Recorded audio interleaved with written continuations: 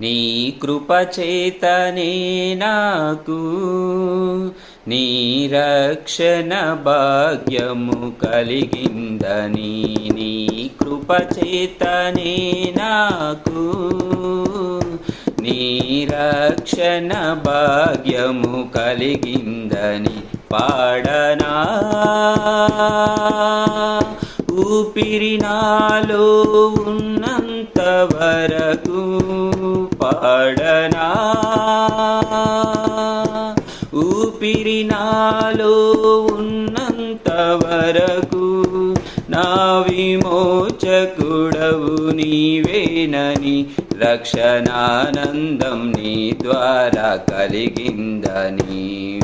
స్తుతి పాడుచు నిన్నే గణపరచుచు ఆరాధించేద నీలో జీవించుచు.